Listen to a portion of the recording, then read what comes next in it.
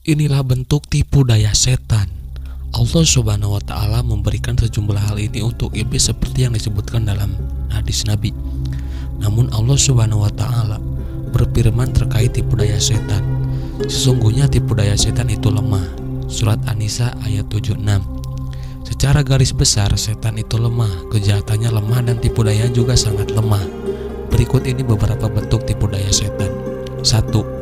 Disebutkan dalam hadis Muslim dalam kitab Sahih, Rasulullah Shallallahu Alaihi Wasallam bersabda, sungguh iblis meletakkan singgasananya di atas air, lalu ia mengutus bala tentaranya yang paling dekat, kedudukannya di antara mereka dengannya adalah yang paling besar fitnahnya. Salah satu bala tentara iblis datang lalu berkata, aku masih terus menggoda si Fulan sebelum aku meninggalkannya, dalam keadaan ia mengatakan ini dan itu. Iblis berkata, kau tidak berbuat apa-apa. Setelah itu, salah satu seorang bala tentara iblis lainnya datang lalu berkata, aku tidak meninggalkan orang itu hingga aku memisahkannya dengan istrinya. Iblis kemudian menjadikan bala tentara itu sebagai orang terdekatnya dan berkata, sebaik-baik bala tentaraku adalah kamu. Yang kedua, disebutkan dalam hadis Nabi Shallallahu Alaihi Wasallam, sungguh setan mengalir dalam tubuh anak Adam melalui urat-urat aliran darah. Hadis Al-Bukhari. Yang ketiga, setan mendatangi mata. Disebutkan dalam Sunan Abu Daud bahwa Nabi Shallallahu Alaihi Wasallam bersabda, ain, tatapan dengki, itu benar adanya dan dihadiri oleh setan. Karena itulah anak Adam merasa dengki.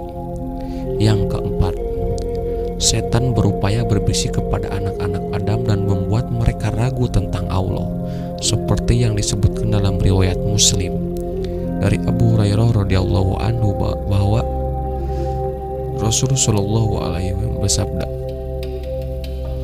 setan mendatangi seseorang di antara kalian lalu berkata, ini ciptaan Allah. Lantas siapa yang menciptakan Allah? Maka siapa yang mendapati sedikit pun dari hal itu, hendaknya ia berkata, aku beriman kepada Allah. Yang kelima, setan menyertai anak-anak Adam ketika makan dan minum. Jika mereka makan atau minum dengan tangan kiri dan lupa tidak menyebut nama Allah, disebutkan dalam riwayat Muslim 222 bahwa Nabi Shallallahu Alaihi Wasallam bersabda, janganlah seseorang di antara kalian makan dengan tangan kirinya, dan jangan pula minum dengan tangan kirinya, karena setan makan dengan tangan kirinya dan minum dengan tangan kirinya. Yang keenam, setanlah yang memosisikan matahari di antara kedua tanduknya agar para penyembah matahari bersujud kepadanya, seperti yang disebutkan dalam hadis Bukhari bahwa Nabi Shallallahu Alaihi Wasallam bersabda, apabila permulaan matahari terbit, tinggalkanlah sholat hingga matahari tampak secara keseluruhan, dan apabila permulaan matahari terbenam, tinggalkanlah sholat hingga matahari terbenam secara keseluruhan. Janganlah kalian mencari-cari waktu untuk mengerjakan sholat pada saat matahari terbit ataupun tenggelam, karena ia terbit di antara dua tanduk setan. Yang ketujuh, setan menguasai manusia saat marah serta saat murka ketika mendapatkan ujian dan musibah dari Allah Subhanahu wa Ta'ala. Yang kedelapan, setan menikam anak Adam saat lahir dengan jarinya hingga si bayi menangis keras. Setan tertawa ketika anak Adam menguap. Setan membantu para tukang sihir dalam memisahkan seseorang dengan istrinya. Setan menimbulkan was-was ketika anak Adam mengajarkan sholat. Ini bernama hujub. Setan mengusup di antara saf-saf sholat.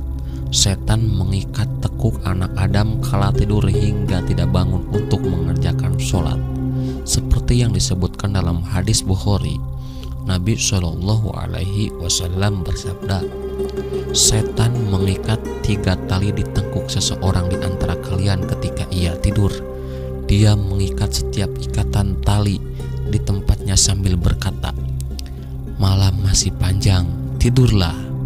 Jika ia bangun lalu menyebut Allah, terburai satu ikatan. Jika ia berwudu, terburai satu ikatan. Dan jika ia sholat, terburailah seluruh ikatan. Sehingga ia memasuki pagi hari dengan giat dan berjiwa baik. Jika tidak seperti itu, maka ia memasuki pagi hari dengan jiwa yang buruk dan malas.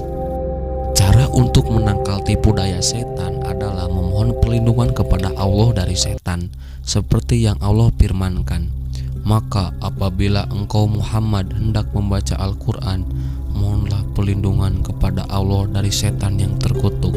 Sungguh setan itu tidak akan berpengaruh terhadap orang yang beriman dan bertakwa kepada Tuhan.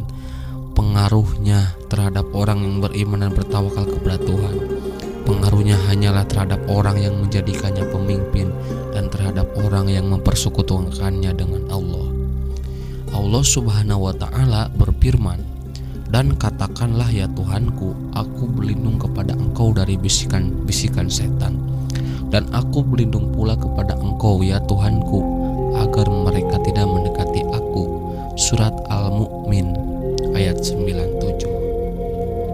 Allah Subhanahu wa ta'ala berfirman, "Sesungguhnya orang-orang yang bertakwa apabila mereka dibayang-bayangi pikiran jahat berbuat dosa dari setan, mereka pun segera ingat kepada Allah. Maka ketika itu juga mereka melihat kesalahan-kesalahannya."